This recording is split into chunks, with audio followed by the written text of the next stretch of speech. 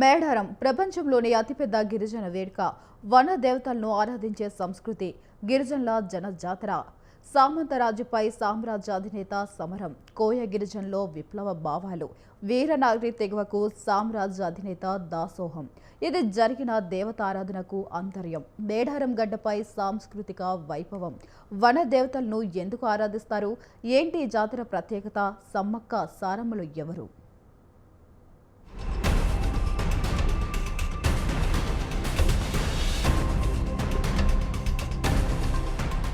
చుట్టూ పరుచుకున్న పచ్చదనం, ప్రకృతి వడిలో ఆనంద పరవశంతో ఆనందభూతితో వన దేవతలను ఆరాధించే అద్భుత ఘట్టమే మేడారం జాతర. ప్రతి 2 ఏళ్లకొకసారి నిర్వహించుకునే గిరిజన పండుగ కాలక్రమంలో రాష్ట్ర పండుగగా రూపుదిద్దుకుంది. మేడారం జాతరగా ప్రాచుర్యం పొంది భక్తులను విశేషంగా ఆకట్టుకుంది.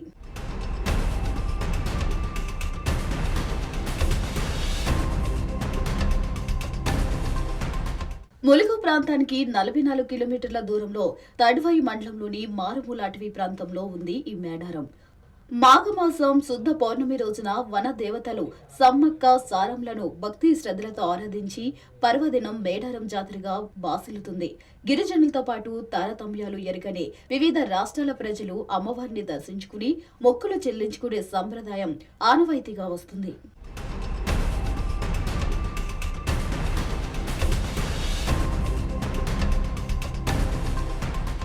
జగిత్యాల జిల్లా ప్రాంతంలోని పొలవాసును గిరిజన దొర మేడార పాలిస్తూ ఉండేవాడు. దట్టమైన అటవీ ప్రాంతంలో కొయ్యధరులు వేట కోసం వెళ్లిన సమయంలో పెద్ద పులులు కాపుల మధ్య పసిబిడ్డ కనబడుతుంది.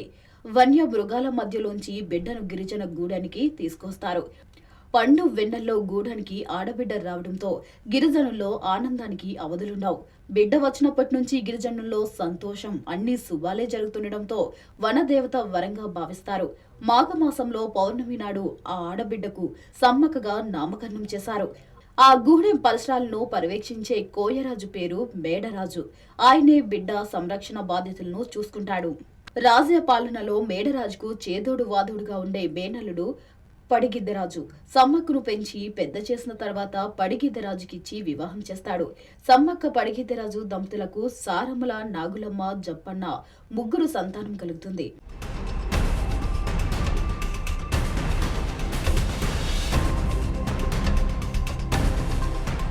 కాకతీయులు సామంతుడు పగిద్దరాజు మేడారం ప్రాంతాన్ని పాలనా బాధ్యతలు చేపడతాడు.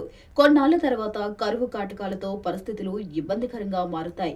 ఈ నేపథ్యంలో అక్కడి ప్రజలకు శిస్తు కట్టే పరిస్థితి లేకుండా పోయింది.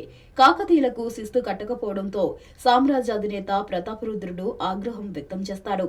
ఈ నేపథ్యంలోనే మామ మేడరాజుకు ఆశ్రయం కల్పించడం, శిస్తు కట్టడం లేదనే భావనతో సామ్రాజ్యాధినేత ప్రతాపరుద్రుడు పడిగిద్దరాజుపై యుద్ధం ప్రకటిస్తాడు. సామంతరాజు పడిగిద్దరాజును కాపాడుకునేందుకు గిరిజనులు ప్రతాపరుద్రుడిపై తిరగబడతారు.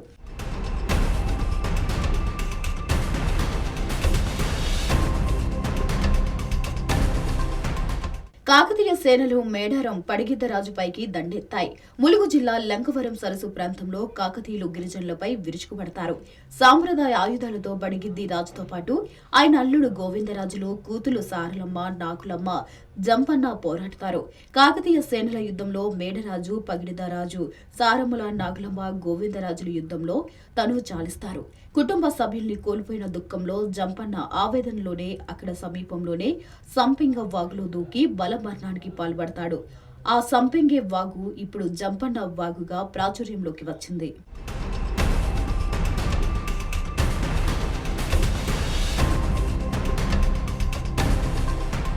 కుటుంబ సభ్యులందరూ యుద్ధంలో నేలకొరిగారని తెలుసుకున్న సమ్మక్క ఆగ్రహ ఆవేశంలో రుద్రలావుతుంది. యుద్ధ రంగంలో కాకతీయుడిపై విరుచుకుపడుతుంది. సమ్మక్క ఆవేదన, ఆగ్రహంతో సాగించిన పోరాట పట్టుమను చూసి ప్రతాపరుద్రుడు ఆశ్చర్యపోతాడు. కాకతీయ సైనికుడు బల్లెంతో గాయపరచడంతో ఆమె మేడారం ఈశాన్య ప్రాంతంలో చిలకాల గుట్ట వద్ద కనుమరుగైపోతుంది. అక్కడ చెట్టు సమీపంలో కుంకుమ బర్ణ కనిపించిందని ప్రచారంలో ఉంది. పడిగిద్దరాజు కుటుంబంపై జాలితో మనస్తాపానికి గురైన ప్రతాపరుద్రుడు కాలక్రమంలో సమ్మక్క భక్తుడిగా మారిపోయాడు. కోయరాజులు శిస్తును రద్దు చేసి సమ్మక్క భక్తుడిగా మారిన ప్రతాపరుద్రుడు కానుకలు సమర్పించినట్లు చరిత్రకారులు చెబుతారు. సమ్మక్కను వనదేవతగా భావించి ఆరాధించాలనే ఆజ్ఞ జారీ చేశారు. అప్పటి నుంచి మాఘమాసం శుద్ధ పౌర్ణమి రోజున సమ్మక్కల సారముల జాతరతో పూజించడం ఆనవాయితీగా వస్తుంది.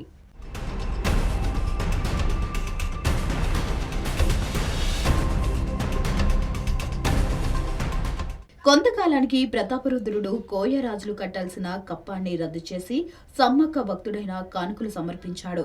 2 ఏళ్లకొకసారి జాతర నిర్వహించాలని ఆదేశాలు జారీ చేశాడు. ఈ సమ్మక్క సారముల జాతర అలా మొదలైందనే కథ విస్తృతంగా ప్రచారంలో ఉంది. కుంకుమ బర్ణిలోనే సమ్మక్కగా భావించి అప్పటి నుంచి 2 ఏళ్లకొకసారి మాఘశుద్ధ పౌర్ణమి రోజున తల్లి కూతుల పోరాట పటిమ అన్యాయానికి వ్యతిరేకంగా పోరాడిన సమ్మక్క సారముల త్యాగాన్ని స్మరించుకుంటారు. మేడారంలో సమ్మక్క సారములను ఆరాధిస్తూ జాతర భక్తి శ్రద్ధలతో జరుపుకునే సాంప్రదాయం వచ్చింది.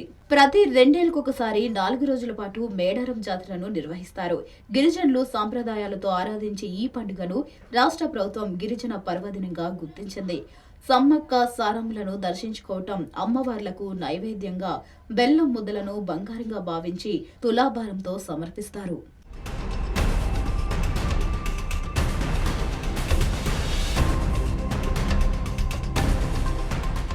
మేడారం జాతరలో తొలి రోజే కన్నేపల్లి అటవీ ప్రాంతంలో సారములను గద్దెపైకి తీసుకొస్తారు. 2వ రోజున బర్ణి రూపంలో సమ్మక్కను చిలుకల గుట్ట వద్ద గద్దెపై ప్రతిష్ఠిస్తారు. వనదేవతలు ఆవాహనానికి సంకేతంగా భక్తుల పూనకాలతో ఊగిపోతారు. మేడారం జాతరలో 3వ రోజు ప్రత్యేక గద్దెలపై కొలువు తీర్చుతారు. 4వ రోజున సాయంత్రం ఆవాహనం పలికి దేవతలిద్దరిని యుద్ధ స్థావరానికి తరలిస్తారు. గిరిజన కుటుంబీకులే వంశపార్యపర్యంగా పూజారులుగా వ్యవహరించి పూజలు నిర్వహించడం ఇక్కడి ప్రత్యేకత. 4 రోజుల్లో వనదేవతలను 1 కోటి మంది భక్తులు దర్శించుకుని బెల్లంను నిలువెత్తు తులాభారంతో సమర్పిస్తారు. ఆ తర్వాత భక్తులు జంపన్న వాగులో పుణ్య స్నానాలు ఆచరించడం ఆనవాయితీగా పాటిస్తున్నారు. ఇలాంటి గిరిజనుల పండుగ ప్రపంచంలోనే ప్రత్యేకతను సంతరించుకుంది.